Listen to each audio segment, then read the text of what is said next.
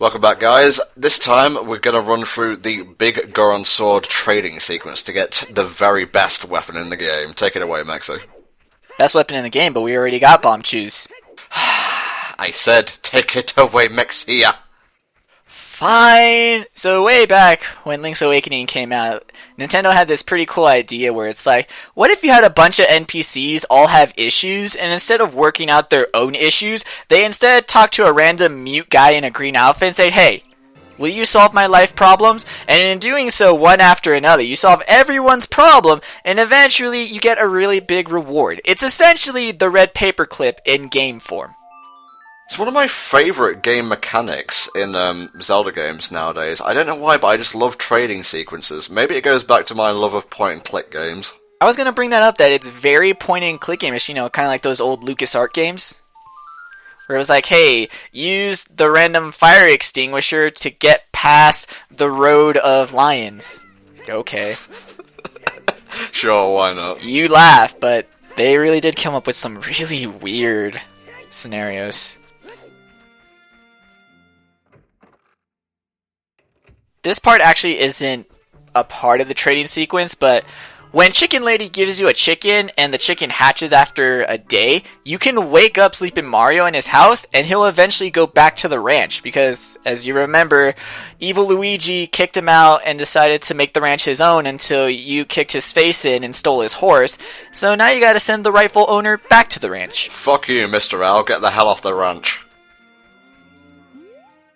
I also like how Chicken Lady kinda came over her chicken allergy in those 7 years. Now, you've probably noticed that the text is scrolling faster than usual. This is because I'm not the one recording this. I, like a tit, actually lost the Ocarina of Time cartridge. So I asked a user by the name of MegamanNG, whose YouTube channel you can find linked in the description, to record the last few bits of footage for us, and lo and behold, he came through, so thank you very much. Tom wanted to reenact the adventure-y feel of trying to find a lost item of power in real life, but it just didn't work out. Okay, where are we heading to now, mate? Well, now that we've got normal chicken, Chicken Lady told us that it helps wake up sleepyheads, but that there's only one person that it loved, and that was her brother. And if you travel around in the Lost Woods as an adult, you'll find that her brother is the really grumpy Mohawk guy, which 7 years ago was like, I hate all people, brah, brah, brah, I'm gonna go post on V, whatever. And so you then reunite him with his chicken, and he instead gives you mushrooms that you need to give to his mother. The first part of this trading sequence actually reveals a lot about this family. Like, there are 4 normal NPCs that you really wouldn't see a connection to, but Chicken Lady, Mohawk guy, the leader of the construction workers, and the old lady in the potion shop are actually all members of one family. That's pretty cool, actually. It's kind of like a precursor to Majora, and I believe the Anju model was also the daughter of the old hag in that as well. Oh yeah, she is. I think they're grandma, though, in that situation. Oh, yeah. But still, maternal connection. I always have such an issue with this step, where I'll pull the mushroom out because I'm in such a hurry, and she'll be like, she won't react to it? It's like, old lady, mushroom, please take it, I have a timer. And then she'll eventually take it. What are you stroking? It looks like a small tiger. Maybe she used a potion to shrink a tiger. Maybe so. Who knows what was in that odd mushroom? 420 smoke odd mushroom every day. Okay, now I should say there's no magical properties behind doors and whatnot. I'm just doing some jump cuts. Otherwise this part would be about 20 minutes long from backtracking.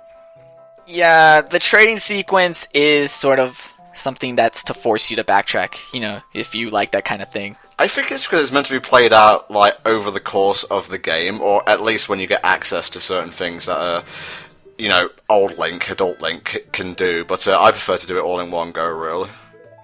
I'm actually the opposite. I think that sort of indicates a well-designed trading sequence if it can be completed in parallel to the progression of the story.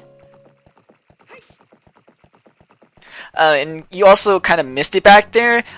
The Fado, remember, she'll later become the Sage of Wind.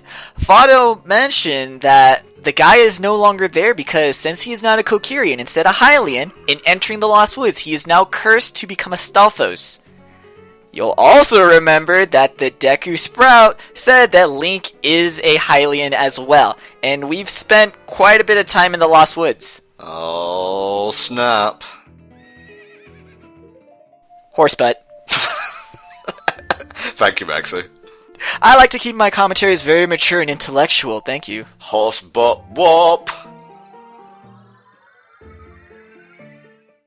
Getting the broken knife is really important in certain speedruns because this step of the training sequence, you can actually use these items to reverse bottle adventure. Remember, it's a weird way of turning bottles into items. You can use those to create medallions. So a while back, parts of the training sequence had to be made in order to skip pretty much all the dungeons. Sorry, brain shut down for a second there. I couldn't comprehend the pro strats. I like that little heart piece just twinkling in the distance.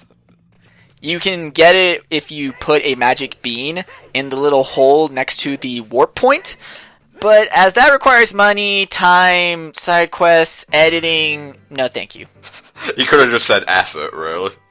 Just playing video games in general, why even do it? Man, that is a big Goron, but tish, like drum solo. Was that meant to be a pun? Because that is just his name. Nah, this is Big Goron. He'll actually appear in a few future Zelda titles, like I think one of the Oracle games, I forget which. He appears in Seasons. Ah, yes. He's a part of a training sequence in that game too. Oh, what? Yeah, I know. His sequence in that game is that he has a cold, and so you bring him some hot soup. Hot soup always works a treat on me when I'm ill. It's such a good magical food. Wouldn't this be weird though, if like it wasn't me editing, this is just how Hyrule works, that you get warped to a random location every time you step out your front door? Hyrule does work that way. It's just that you have to use the pro strats to get it to work that specific way.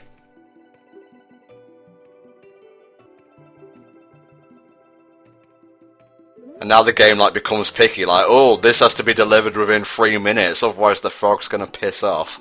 The frog's gonna spoil. You can't do that. I also like how you need a prescription for frog, because 420 smoke eyeball frog every day.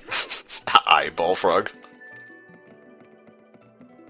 Oh, your Stone of Agony beeped there. I forgot that was even in this game. That's to replace the Rumble Pack Stone of Agony. Now it's just a blinky little crescent wand. Oh, the Shard of Agony. Oh, shard. Oh yeah, it's called a shard. Sword of Agony sounds pretty cool though. Yeah, it's pretty much Sailor Moon's wand, but it shows you where there's hidden stuff. Alright, I brought all the eggs. Where'd you want them? I want my Bossa Nova now, please.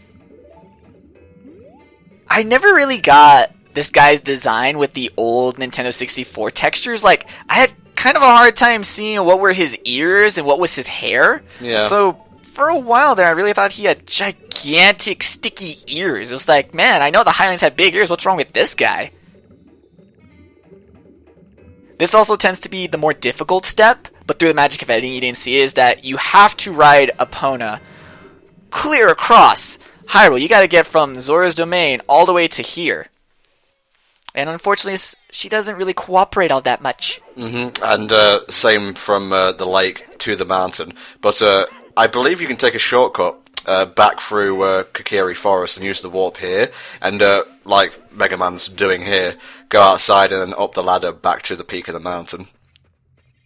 What I like to do is that instead of taking the shortcut through the forest is actually use your warp song straight to the crater. Now most people, when they try to explain to you, like if you have to ask a friend how to do this, they'll say do not use warp songs because the time continues ticking during the song, so once the song's over and you teleport, you'll run out of time.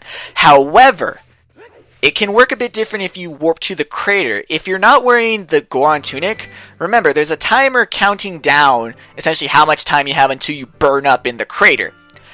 What happens is that Ocarina of Time doesn't really know how to do 2 timers at once. So what happens is that when you have the timer for the eye drops, and then you warp to the crater, that timer gets overridden by the timer that says you have this much time until you burn up.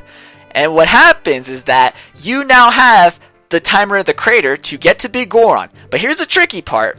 When it's about to reset back to the eye drop timer, you only have about a second. However, a second is enough time to pretty much roll out of the exit and straight into the Big Goron. Indeed, indeed. Now you're going to want to walk forward a few days now, unless you want to wait. You know, be my guest. I'm not here to judge. You play video games however you feel. Yeah, you could, if you went along with the story, you can maybe go do the Spirit Temple now if that pleases you, even though time doesn't pass in temples. You know what, just play the Sun Song 6 times. And here we go, guys. The ultimate sword. The best sword. The Big Goron sword. Good luck using a shield. Yeah, you gotta use 2 hands for this one. Grasp it with both of your adult Hylian mitts. There's more than one thing you need to grasp with 2 hands in this commentary. Yes, the plots, the consistency of the commentary, all of it. We'll see you all next time. Bye-bye.